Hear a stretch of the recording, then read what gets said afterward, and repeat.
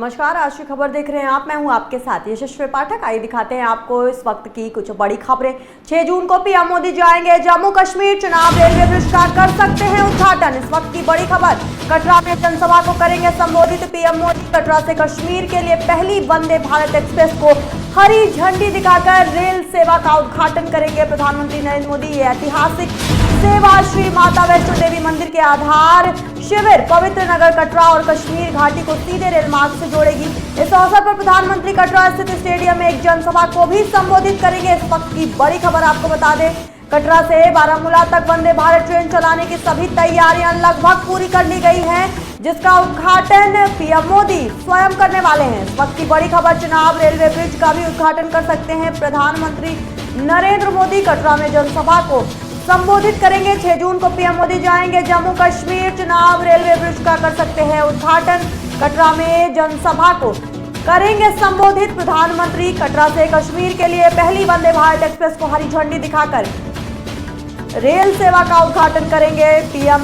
ये ऐतिहासिक सेवा श्री माता वैष्णो देवी मंदिर के आधार शिविर पवित्र नगर कटरा और कश्मीर घाटी को सीधे रेल मार्ग से जोड़ेगी। इस अवसर पर प्रधानमंत्री कटरा स्थित स्टेडियम में एक जनसभा को भी संबोधित करेंगे। बता दें आपको कि कटरा से बारामूला तक वंदे भारत ट्रेन चलाने की सभी तैयारियां भी पूरी कर ली गई है। इस वक्त की बड़ी खबर आपको बता रहे हैं, पीएम मोदी चुनाव रेलवे ब्रिज का उद्घाटन कर सकते हैं। इसके साथ ही स्टेडियम कटरा में जनसभा को भी संबोधित कर सकते हैं पीएम।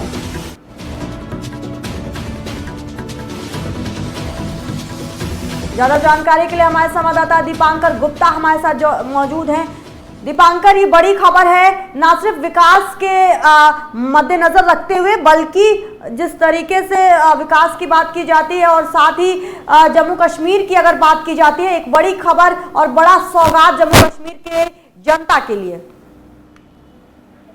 जी हाँ, आज की खबर के तमाम दर्शकों को मैं बताता चलूं कि न केवल कश्मीर बल्कि पूरे देश के लिए एक ऐतिहासिक पल होगा, क्योंकि दिलों की दूरियां जो कश्मीर और दिल्ली के बीच में बनी हुई थी, अब वो लगभग खत्म हो जाएंगी। अब आप अपने शहर से ट्रेन में बैठेंगे और आप सीधा कश्मीर घाटी, यानी कि धरती पर स्वर्ग अगर कहीं है तो यही है, वहां पहुंच पाएंगे। इसके लिए 6 जून यानी कि शुक्रवार को खुद प्रधानमंत्री जम्मू कश्मीर के दौरे पर आ रहे हैं। जम्मू एयरपोर्ट पहुंचेंगे। उसके बाद प्रधानमंत्री सीधा हेलीकॉप्टर के जरिए जो दुनिया का सबसे ऊंचा रेलवे पुल है, जिसे हम चिनाब पुल के नाम से जानते हैं, वहां पहुंचेंगे। चिनाब पुल के बारे में हम आपको बताते चले कि आईफिल टावर से भी ऊंचा ये पुल है। इसे इंजीनियरिंग मार्वल कहा जाता है, क्योंकि विकसित देशों के भी जो इंजीनियर्स हैं वो भी इसे देखकर हैरान रह जाते हैं। 22 साल में किस तरह से इसे बनाया गया है, हमारे इंजीनियर्स का ये कमाल है। 260 किलोमीटर प्रति घंटे की अगर स्पीड से हवाएं चली तो भी इसे कोई असर नहीं होगा। अर्थक्वेक रेजिस्टेंस है, ब्लास्ट रेजिस्टेंस है, यानी कि अगर कोई सोचे कि इसे ब्लास्ट किया जाए तब भी नहीं किया जाएगा। बहरहाल जो यहाँ तमाम जो इंजीनियर्स हैं उनसे बात करने के बाद ट्रेन में बैठकर पहुंचेंगे कटरा, और कटरा में वंदे भारत एक्सप्रेस ट्रेन जो कटरा से श्रीनगर के बीच में चलनी है उसे फ्लैग ऑफ करेंगे। केवल ये एक वंदे भारत ट्रेन को फ्लैग ऑफ करने का सिलसिला नहीं है, बल्कि यहाँ से आप वो सिलसिला शुरू हो जाएगा जब शहर के पूरे देश के अलग अलग शहरों से सीधा कश्मीर घाटी में ट्रेन पहुंचने का सिलसिला जो है वो आने वाले कुछ महीनों में चलेगा। हम आपको बताते चले कि यहाँ पर एक आप जब कटरा वैष्णो देवी दर्शन के लिए आएंगे तो आप माता रानी के दर्शन करिए, उसके बाद आप वंदे भारत ट्रेन में बैठिए। 3 घंटे 10 मिनट में आप श्रीनगर पहुंचेंगे। 1-2 दिन 3 दिन जितना आप चाहें कश्मीर घाटी में घूमिए और वापस अपने शहर आप जा पाएंगे। एक आने वाले समय में डायरेक्ट कनेक्टिविटी तमाम बड़े शहरों की कश्मीर घाटी के साथ रेल के जरिए जुड़ने जा रही है। इसका फायदा न केवल माँ वैष्णो देवी आने वाले टूरिस्ट को, जो कि जम्मू कश्मीर आने वाले टूरिस्ट को होगा, बल्कि 2 और बड़े फायदे होने वाले हैं। आने वाले 1 महीने के बाद 3 जुलाई को अमरनाथ यात्रा शुरू होने वाली है। अगर इसी समय मौसम जिस तरह से मानसून भी आने वाला है और अगर नेशनल हाईवे बंद हो जाता है तो अमरनाथ यात्रा को हम ट्रेन के जरिए कश्मीर श्रीनगर में ले जा सकते हैं, वहां से श्रद्धालुओं को ला सकते हैं। एक ऑल्टरनेटिव अरेंजमेंट जो है वो शुरू हो जाएगा। दूसरी सबसे बड़ी बात, कश्मीर की इकोनॉमी बदलने वाली है। न केवल कश्मीर के लोग शाम को अपनी घर से ट्रेन में बैठेंगे, पूरे देश भर के अलग अलग कोनों में पहुंच जाएंगे आने वाले समय में, बल्कि आप देखिए गुड्स ट्रेन जो कश्मीर से चलेगी उसमें आपका सेब 30 घंटे में, 35 घंटे में बॉम्बे पहुंचेगा, 40, 45, 50 घंटे में बैंगलोर पहुंचेगा, हैदराबाद पहुंचेगा। तमाम जगह पर जो कश्मीर का सेब है, कश्मीर का अखरोट है, कश्मीर की चेरी है, वो पूरे देश भर में डायरेक्ट पहुंच जाएगी। यानी कि कश्मीर में जो टूरिज्म के बाद सबसे बड़ी हॉर्टिकल्चर एक इकोनॉमी है, जो बैकबोन है कश्मीर की, उसको भी काफी ज्यादा फायदा, कश्मीर के लोगों को बहुत ज्यादा फायदा होगा। और ये एक बहुत बड़ी उपलब्धि होने वाली है। जहां तक सवाल है कि प्रधानमंत्री आएंगे, उनके साथ रेलवे मंत्री होंगे, डॉक्टर जितेंद्र सिंह होंगे। यहाँ पे एक रैली का आयोजन होना है कटरा में, जहां पर खुद एलजी मनोज सिन्हा और चीफ मिनिस्टर उमर अब्दुल्ला उनके साथ होंगे।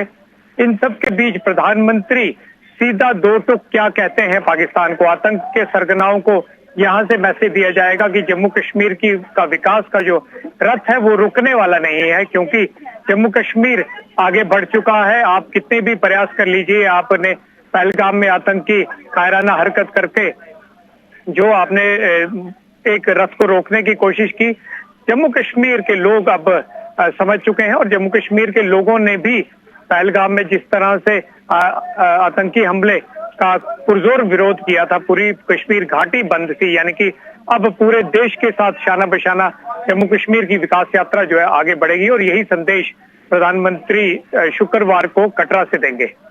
जनसभा को भी संबोधित करेंगे पीएम, लेकिन इस जनसभा की कितनी महत्वता है, इसलिए क्योंकि जिस तरीके से पहलगाम को आतंकित किया गया था, आतंक फैलाने की कोशिश पूरे भारत में की गई थी, भारत ने जवाब दिया। लेकिन क्योंकि अभी आप बता भी रहे थे कि किस तरीके से टूरिज्म ही बैकबोन है जम्मू कश्मीर की अगर बात करते हैं, ना सिर्फ वैष्णो देवी बल्कि कश्मीर की घाटियों में भी लोग जाना पसंद करते हैं, तो कितना जरूरी है ये कि जनता में भी वो विश्वास आए और पीएम का वहां जा करके भरोसा दिलवाना वहां की न सिर्फ जनता को बल्कि देश की जनता को कि आप यहाँ ये आइए, सेफ है, सुरक्षित है, और सुरक्षित होने के साथ साथ सुविधाएं भी हैं। अब निश्चित तौर पर ये एक बड़ा चैलेंज है, न केवल जम्मू कश्मीर के लोगों के लिए बल्कि प्रधानमंत्री भी यहाँ से इसे लेकर एक बड़ा संदेश देंगे, और बड़ा संदेश साफ होगा कि कश्मीर घाटी में आपका स्वागत है।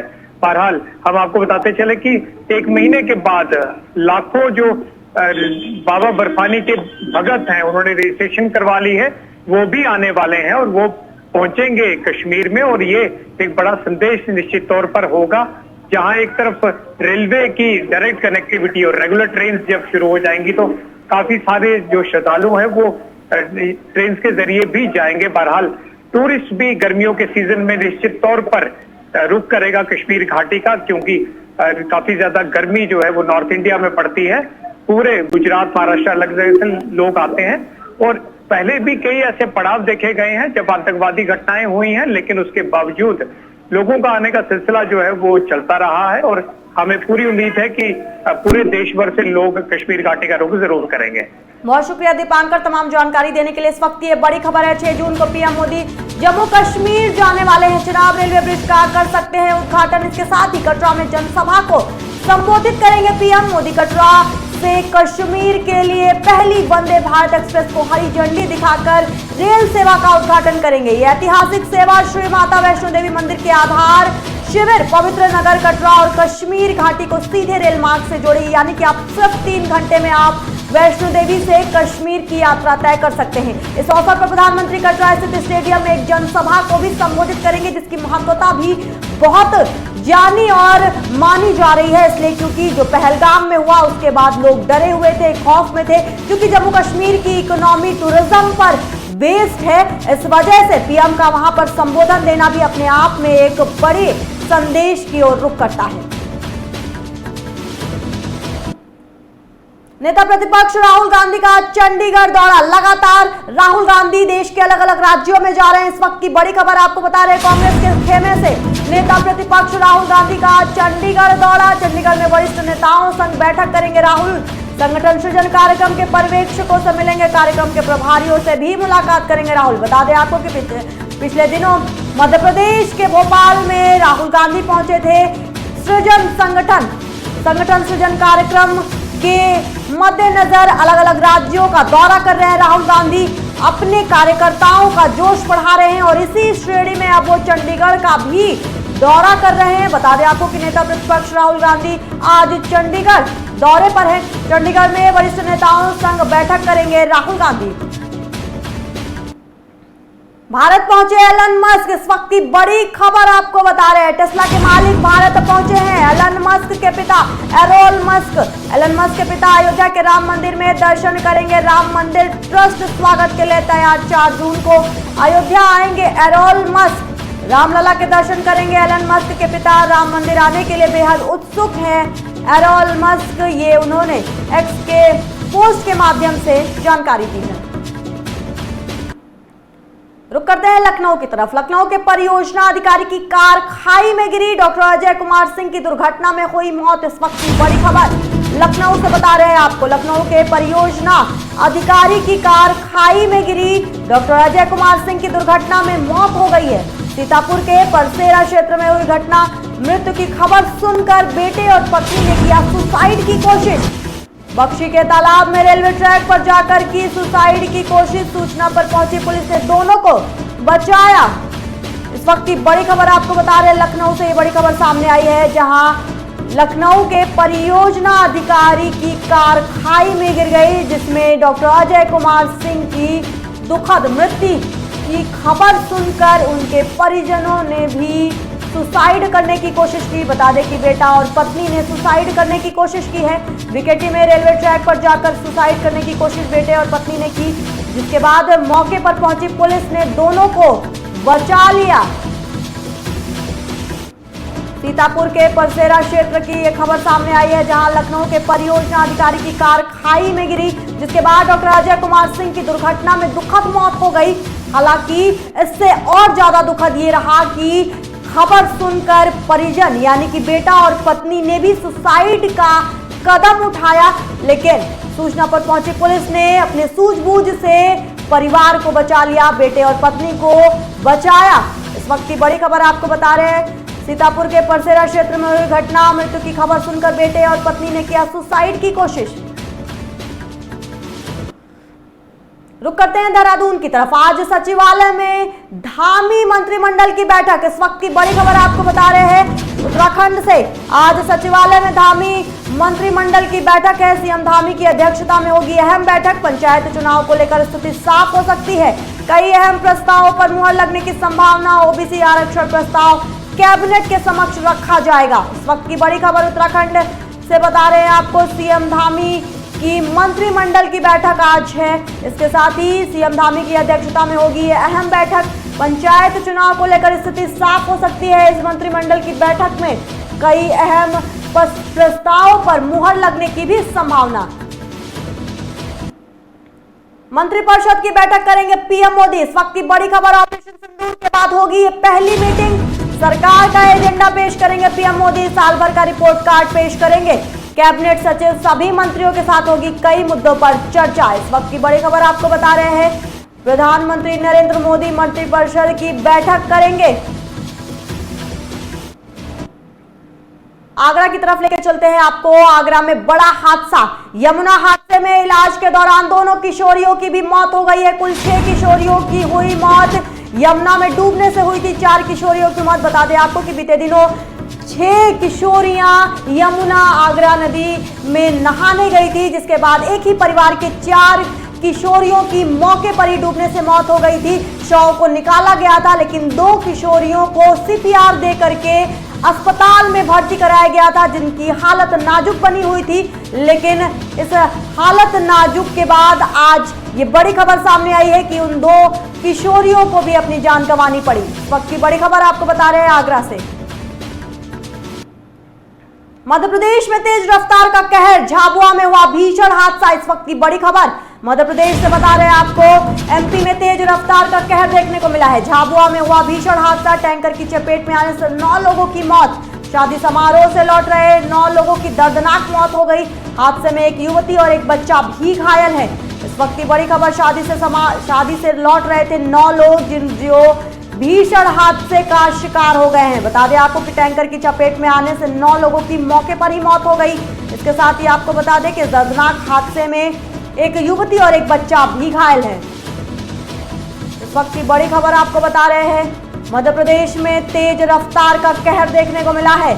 झाबुआ में हुआ भीषण हादसा, टैंकर की चपेट में आने से 9 लोगों को अपनी जान गंवानी पड़ी। इसके साथ ही इस दर्दनाक मौत के हादसे में एक युवती और एक बच्चा भी घायल बताए जा रहे हैं। एमपी से ये बड़ी खबर, तेज रफ्तार की खबरें लगातार आती रह रही हैं और देश में ये घटनाएं रुकने का नाम नहीं ले पा रही। मध्य प्रदेश में भी एक ऐसी घटना सामने आई है जहां तेज रफ्तार का कहर देखने को मिला है। झाबुआ में हुआ भीषण हादसा, टैंकर की चपेट में आने से 9 लोगों को अपनी जान गंवानी पड़ी। समारोह से लौट रहे थे, शादी समारोह से लौट रहे थे 9 लोगों की दर्दनाक मौत हो गई है। इस हादसे में एक युवती और एक बच्चा भी शामिल है।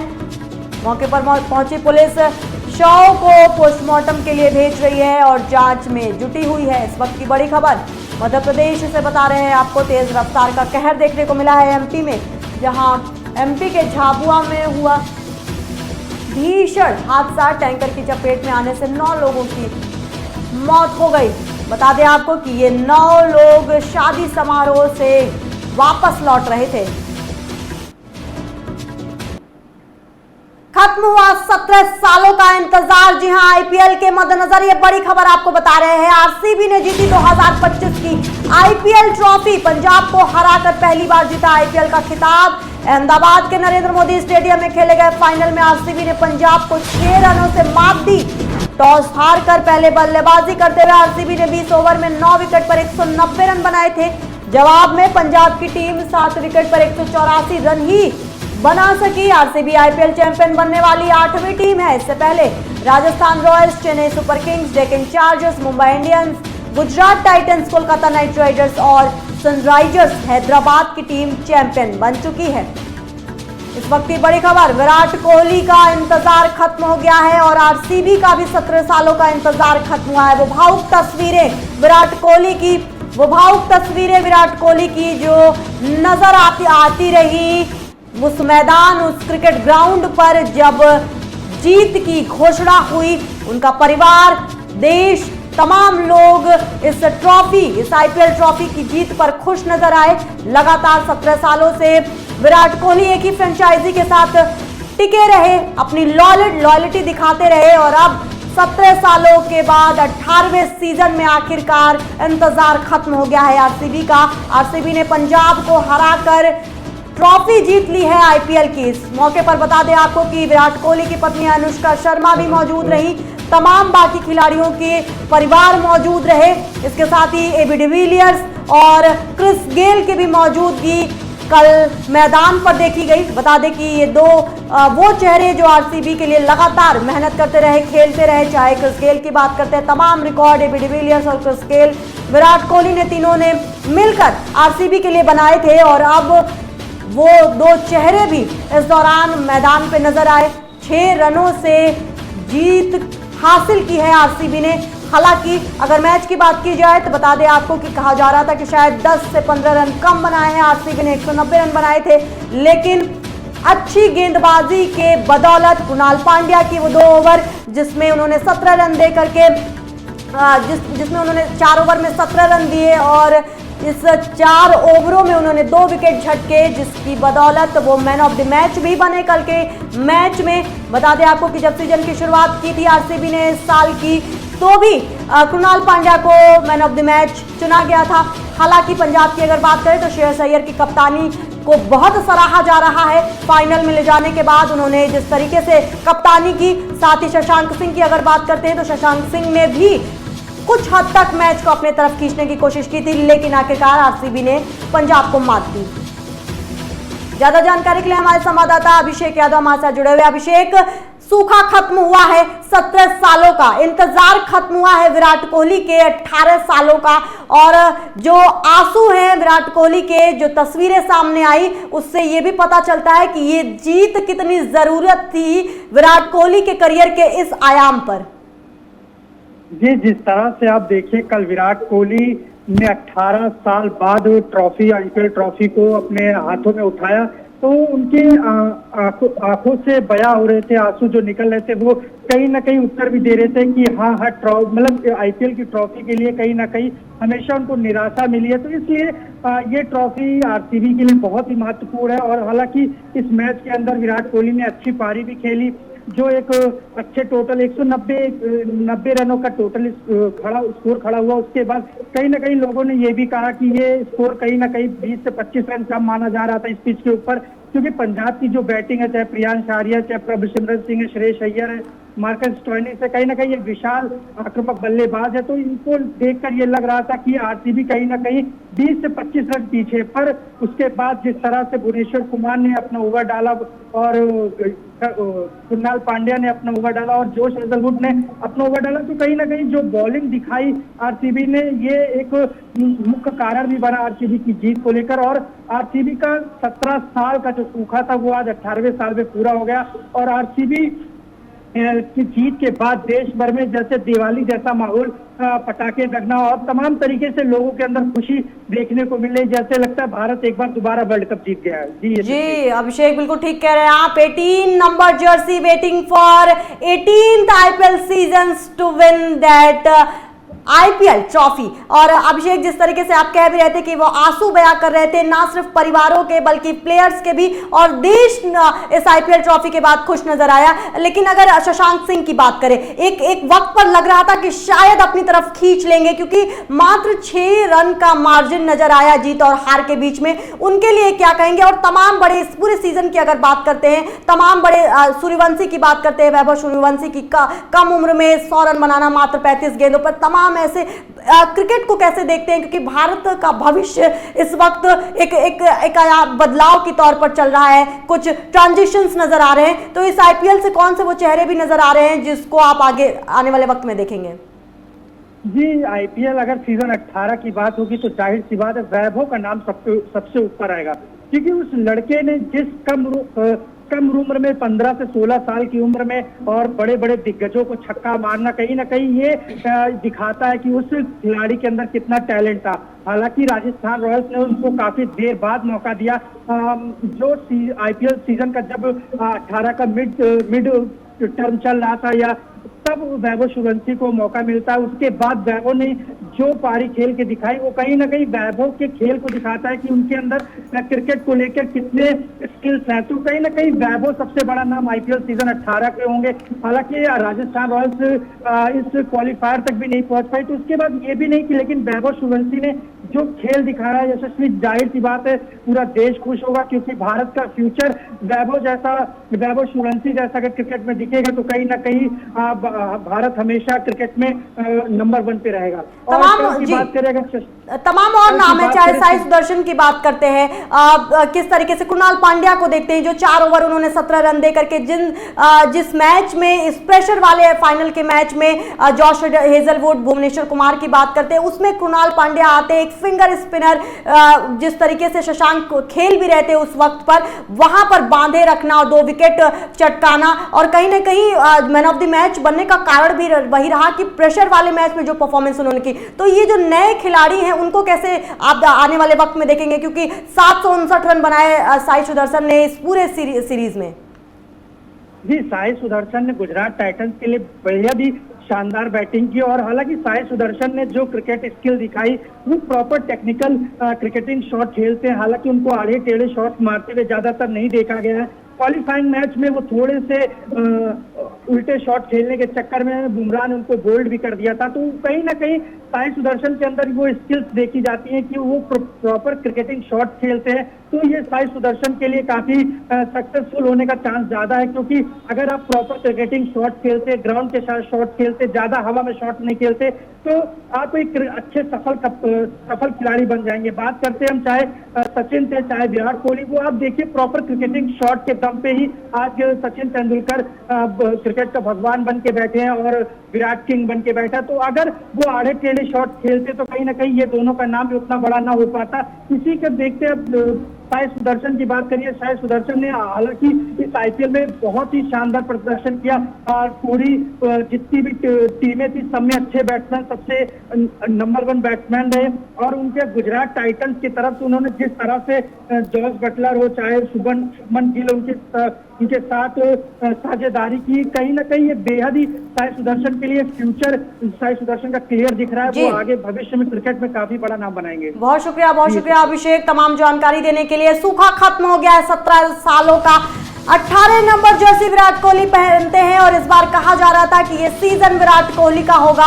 और जिस तरीके से कल की रात उनके लिए रही, क्योंकि 45 रन सबसे ज्यादा आरसीबी के लिए उन्होंने बनाए और ना सिर्फ फाइनल के मुकाबले में बल्कि पहले मुकाबले से, सीजन के पहले मुकाबले से विराट कोहली टिके रहे, लगातार अच्छी बैटिंग करते रहे, रन्स बनाते रहे, आरसीबी को बेहतर करते रहे। और यही जो रिजल्ट हम देख रहे हैं कि आरसीबी ने अपना पहला जो ट्रॉफी है आईपीएल का वो अपने खिताब अपने नाम कर लिया है। पंजाब को हराकर शशांक सिंह की बेहतर बल्लेबाजी, पंजाब की तरफ से श्रेयस अय्यर की कप्तानी और इसके साथ ही विराट कोहली, कृणाल पांड्या, तमाम ऐसे खिलाड़ी जिन्होंने इस पूरे मैच में अपना जो दमखम है वो दिखाया।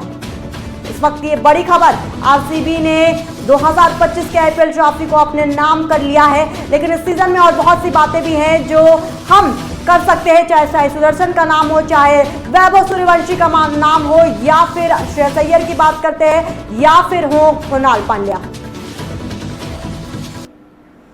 रुक करते हैं अयोध्या की तरफ। अयोध्या से बड़ी खबर बता रहे हैं आपको, राम मंदिर में नवग्रह स्थापना का विशेष अनुष्ठान। राम मंदिर में 6:30 बजे से शुरू हुआ अनुष्ठान। आज होगी नवग्रह की स्थापना, मूर्तियों को कराया जाएगा सर्व औषधि से स्नान, चारों वेदों के विद्वान करेंगे वेद पारायण। प्रथम तल पर विराजमान राम दरबार का होगा स्नान।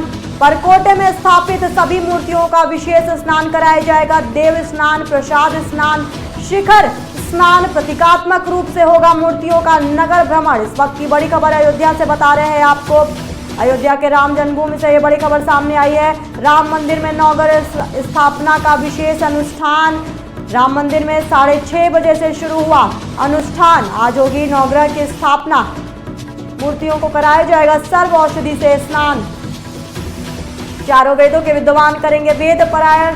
प्रथम तल पर विराजमान राम दरबार का होगा स्नान। परकोटे में स्थापित सभी मूर्तियों का विशेष स्नान कराया जाएगा। देव स्नान, प्रसाद स्नान, शिखर स्नान, प्रतीकात्मक रूप से होगी मूर्तियों का नगर भ्रमण।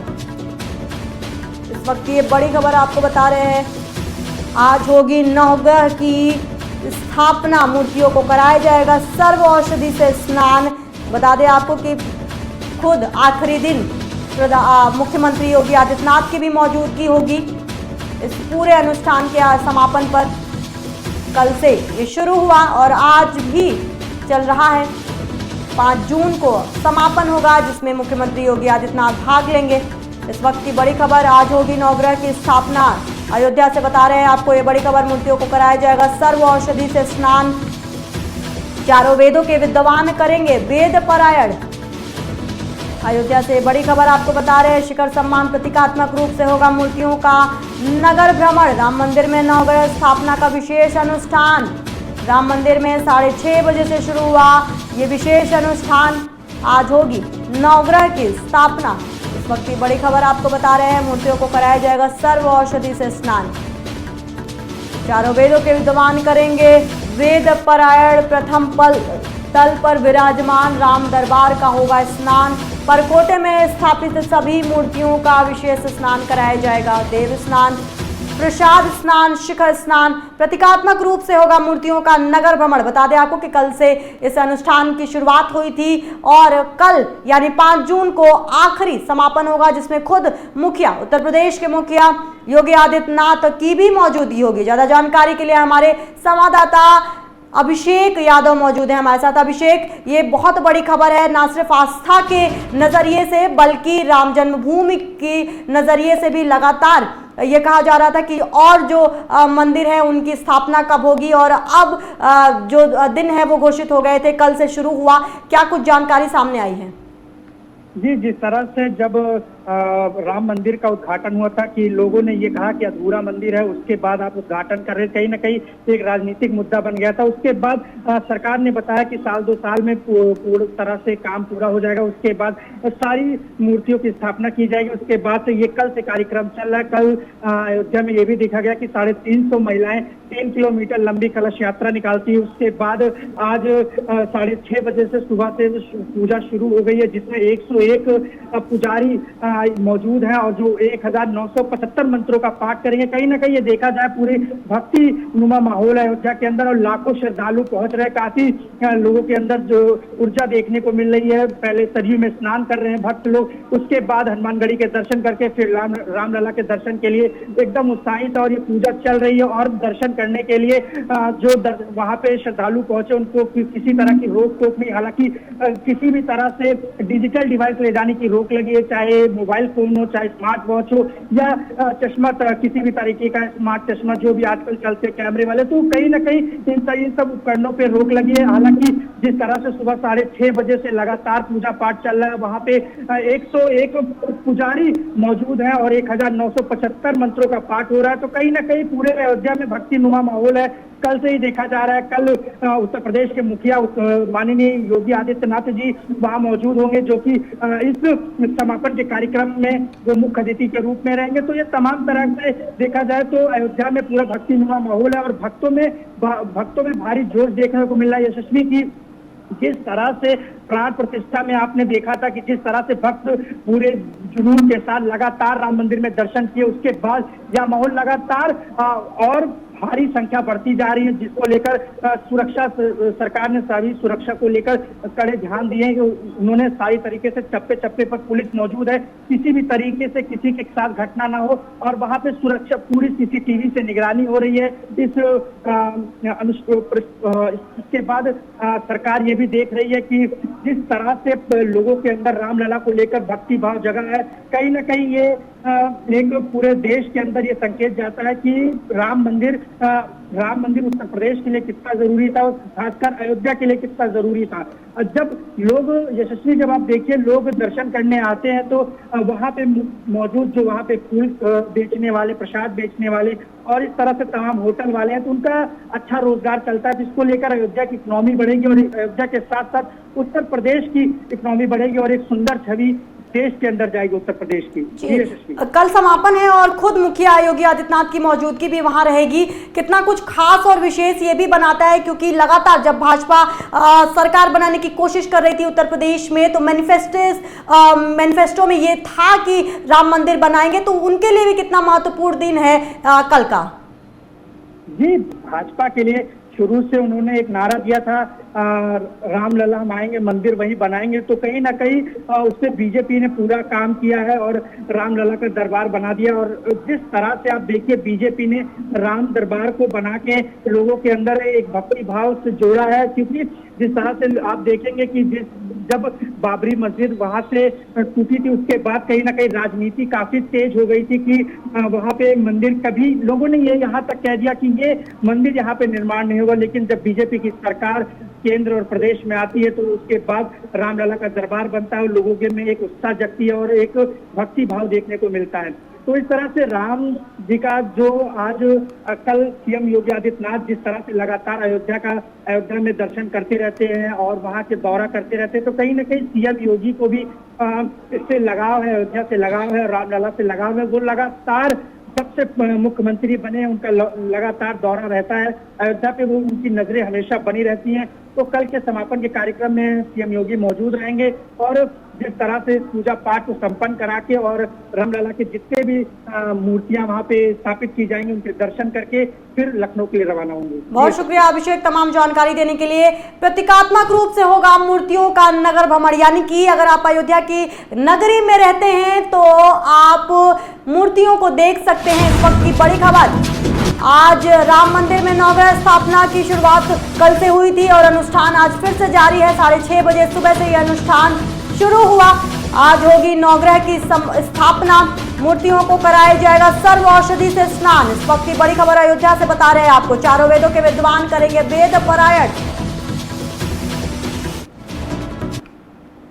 मुंगेर में नक्सलियों की साजिश नाकाम, 7 किलो का आईईडी पाइप बम बरामद। इस वक्त की बड़ी खबर मुंगेर से बता रहे हैं। जी हाँ, बिहार के मुंगेर में नक्सलियों की साजिश नाकाम हो गई है। 7 किलो का आईईडी पाइप बम बरामद हुआ है। राजासराय एवं कांदिनी के बीच मोरंग सड़क पर था बम। नक्सलियों के विरुद्ध लगातार अभियान जारी। 30,000 का इनामी नक्सली सुरेश राम गिरफ्तार हुआ है। इस वक्त की बड़ी खबर मुंगेर से बता रहे हैं आपको, जहां नक्सलियों के खिलाफ कार्रवाई हुई है। जी हां, नक्सलियों के खिलाफ प्रशासन सख्त है। उन्होंने साजिश को नाकाम किया है। नक्सलियों के 7 किलो का आईईडी पाइप बम बरामद किया गया है। बता दें आपको कि राजासराय एवं कांदिनी के बीच मोरंग सड़क पर था बम। नक्सलियों के विरुद्ध लगातार अभियान जारी है। 30,000 का इनामी नक्सली सुरेश राम भी गिरफ्तार हुआ है। बता दें आपको कि लगातार केंद्र सरकार नक्सलियों के खिलाफ एक्शन में है, अभियान चलाए जा रहे हैं। ये कहना है केंद्र सरकार का कि आने वाले वक्त में नक्सलियों को बिल्कुल खत्म कर दिया जाएगा। उन बॉर्डरों से, बिहार और छत्तीसगढ़ के बॉर्डरों से नक्सलियों के समाप्ति और खात्मे के दिन शुरू हो चुके हैं। कई ऐसे इलाके भी हैं, क्योंकि केंद्र सरकार की निगाहें लगातार नक्सलियों पर बनी हुई हैं, तो बहुत सारे ऐसे इलाके भी हैं जहां से नक्सलाइट्स को खत्म भी किया गया है, यानी नक्सलवाद खत्म हुआ है। नक्सल से वहां के आसपास के लोग बड़े खौफ में रहते थे, उनको सुरक्षा दी गई है। तो कई वक्त, आने वाले वक्त में आपको बता दें कि अमित शाह ने कई बार ये बात कही है कि नक्सलवाद खत्म करेंगे, और आने वाले वक्त में आप देखेंगे कि कई सारे जो क्षेत्र हैं उसकी शुरुआत भी हो गई है। कई सारे इलाकों में नक्सलवाद खत्म भी हो चुका है। ज्यादा जानकारी के लिए हमारे संवाददाता आलोक कुमार हमारे साथ मौजूद हैं। आलोक, ये बड़ी कामयाबी है, क्योंकि लगातार केंद्र सरकार की निगाहें नक्सलवाद पर बनी रहती थी, और ये कहा भी गया है अमित शाह के द्वारा हमेशा कि नक्सलियों को खत्म कर देंगे। क्या कुछ जानकारी सामने आ पा रही है?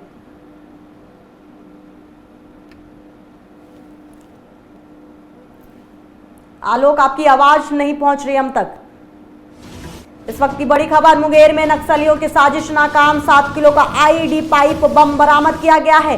राजासराय एवं कांदिनी के बीच मोरंग सड़क पर था बम।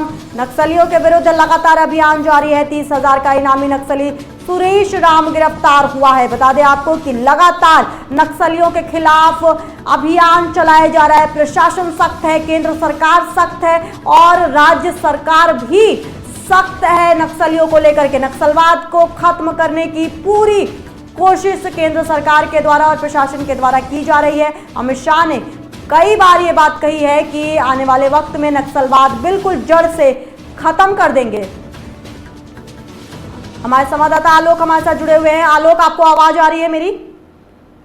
जी बिल्कुल आ रही है। जी जी, अमित शाह ने जिस तरीके से ये कहा था कि नक्सलवाद एकदम जड़ से खत्म कर देंगे, बहुत सारे एक्शन हर दिन हम देखते हैं कि नजर आते हैं नक्सलवाद के खिलाफ। कितना जरूरी है ये, आने आसपास के लोग जो रहते हैं वो खौफ में जी रहे थे, उनके लिए भी कितना जरूरी है कि नक्सलवाद जड़ से खत्म हो?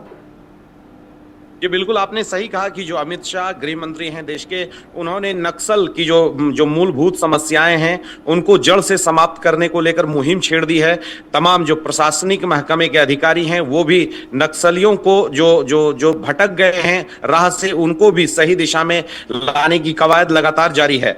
हालांकि पूरे बिहार में मुंगेर अति संवेदनशील क्षेत्र में आता है, जो नक्सलियों का गढ़ भी कहा जाता है। यहाँ पर कई ऐसे पहाड़ हैं जहां पर नक्सली आज भी छिपे हुए हैं, और छिपकर वो किसी भी बड़ी घटना को अंजाम देने की ताक में लगे रहते हैं। लगातार ऐसी मुहिम पुलिस इनके खिलाफ चला रही है। अभी जो घटना हुई है वो भीम बांध के जंगल में जो कच्ची सड़क जाती है, उस समय वहां पर एक तार सहित जो आईडी ब्लास्ट बम करने वाला होता है, जिससे कि कई लोगों की जान जा सकती है। कई पुलिस वाले भी गश्ती के दौरान हो सकता है हादसे का शिकार हो सकते थे, लेकिन गुप्त सूचना के आधार पर पुलिस ने यह कार्रवाई की और सफलता पाई। सबसे बड़ी बात यह है कि जो वहां की मिट्टी होती है, लाल मिट्टी, उसके नीचे बड़े आसानी से ये ताकतवर बम छिप जाता है, और जब वहां पर गश्ती दल या कोई भी पुलिस टीम, सीआरपीएफ, एसटीएफ की कोई भी टीम वहां पहुंचती है तो वो घटना का शिकार हो जाती है। हालांकि जो नक्सलियों का गढ़ कहा जाता है, वहां पर स्थानीय लोग भी ऐसे हैं जो कहीं ना कहीं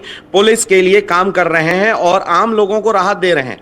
इसी आधार पर सूचना मिली, एसटीएफ जमालपुर को, जिसके बाद त्वरित कार्रवाई करते हुए पुलिस ने वहां पर जाकर बम निरोधक दस्ता की टीम के साथ पूरे स्थल की जांच की, जहां पर पाया गया कि एक शक्तिशाली आईडी बम वहां पर जो है कनेक्ट करके रखा गया है और कभी भी कोई हादसा वहां से गुजरने वाले किसी भी राहगीरों के साथ या प्रशासनिक महकमे के किसी भी गश्ती दल के साथ हो सकता था। जानकारी मिलने के बाद त्वरित कार्रवाई हुई और त्वरित कार्रवाई के बाद वो बम को वहीं पर विनष्ट किया गया। मतलब ये कहें कि भीम बांध जंगल जो जहां पर अगर कहें तो नक्सलियों का गढ़ कहा जाता है, वहां पर छिपे रूप से नक्सली आज भी कहीं ना कहीं मिल जाते हैं। हालांकि पुलिस लगातार उन नक्सलियों की पहचान कर रही है, जैसे उनको सही राह पर, उनके परिवार को, उनके बच्चों को शिक्षा देकर एक सही राह पर लाने का प्रयास किया जा रहा है। बावजूद इसके अभी भी कुछ अशिक्षित ऐसे कई लोग हैं जो नक्सलियों की टीम को ज्वाइन करके और कई ऐसी घटनाओं को अंजाम दे रहे हैं। जी, इस पूरे मामले पर एक गिरफ्तारी भी, नक्सली की एक गिरफ्तारी भी हुई है। क्या कुछ आधिकारिक बयान आ पाया है या फिर नक्सली का कुछ बयान क्या सामने आया है? जी नहीं, बिल्कुल अभी पुलिस उससे पूछताछ कर रही है। एसटीएफ और जो सीआरपीएफ की टीम है वो उनसे पूछताछ कर रही है। हालांकि अभी तक कोई आधिकारिक ये बातें सामने नहीं आई है कि गिरफ्तारी हुई है। हाँ, ये बात कही गई है कि नक्सली एक गिरफ्तार नहीं हुआ, हिरासत में एक संदेह के आधार पर लिया गया है। कयास ये लगाए जा रहे हैं कि वो नक्सली टीम का ही एक मेंबर है जिसको गिरफ्तार किया गया है और पुलिस ने अब तक इस मामले की पुष्टि नहीं की है। स्थानीय लोगों का मानना है कि वो एक नक्सली गिरोह से जुड़ा हुआ है और कई वारदातों में संलिप्त है। उस पर कई वांछित इस नक्सली के ऊपर 30,000 का इनाम भी घोषित हुआ था। जी बिल्कुल, ये 30,000 का इनाम घोषित हुआ था, लेकिन ये पुष्टि अभी तक पुलिस नहीं कर पाई है कि जो गिरफ्तार आरोपी है वो इनामी आरोपी है या फिर कोई और है। इसकी पुष्टि होने के बाद ही, जब तक पुलिस का कोई बयान नहीं आता है तब तक हम इस मुद्दे पर इसलिए कुछ नहीं कर सकते क्योंकि आधिकारिक तौर पर पुलिस ही पुष्ट करती है इस मामले को लेकर कि आरोपी जो गिरफ्तार हुआ है वो नक्सली गिरोह का सरगना है। जी, बहुत शुक्रिया आलोक तमाम जानकारी देने के लिए। मुंगेर में नक्सलियों के खिलाफ साजिश जो नक्सली अंजाम देने की कोशिश कर रहे थे उस पर एक्शन चला है, यानी कि प्रशासन का डंडा अब नक्सलियों पर और जो नाकाम है वो कसने वाला है। 7 किलो का आईडी पाइप बम बरामद किया गया है। राजासराय एवं कांदिनी के बीच मोरंग सड़क पर था बम। नक्सलियों के विरुद्ध लगातार अभियान भी जारी है। 30,000 का इनामी नक्सली सुरेश राम को हिरासत में भी लिया गया है। रुक करते हैं उत्तराखंड की तरफ। कई जिलों में तूफान को लेकर येलो अलर्ट। देहरादून, पौड़ी, टिहरी और हरिद्वार के लिए अलर्ट जारी किया गया। अगले 3 घंटे में तूफान आने का येलो अलर्ट जारी। लच्छीवाला, छिद्दरवाला, डोईवाला, ऋषिकेश में अलर्ट जारी किया गया है, यानी कि उत्तराखंड में मानसून की दस्तक हो गई है। कई जिलों में तूफान को लेकर येलो अलर्ट जारी किया है प्रशासन ने। बता दें आपको कि पौड़ी, टिहरी और हरिद्वार के लिए अलर्ट, अगले 3 घंटे में तूफान आने का येलो अलर्ट जारी किया गया है। लच्छीवाला, छिद्दरवाला, डोईवाला, ऋषिकेश में अलर्ट जारी किया गया है। बता दें आपको कि जो संवेदनशील क्षेत्र हैं जहां पर पानी का बहाव और पहाड़ की और हवा की जो बहाव है वो ज़्यादा है, उन जगहों पर अलर्ट जारी किया गया है। सतर्क रहने के लिए का अपील की गई है जनता से। इस वक्त की बड़ी खबर, कई जिलों में तूफान को लेकर येलो अलर्ट हुआ है। सुबह की बड़ी खबरों में बस इतना ही। बाकी के अहम खबरों के लिए आप देखते रहिए आज की खबर।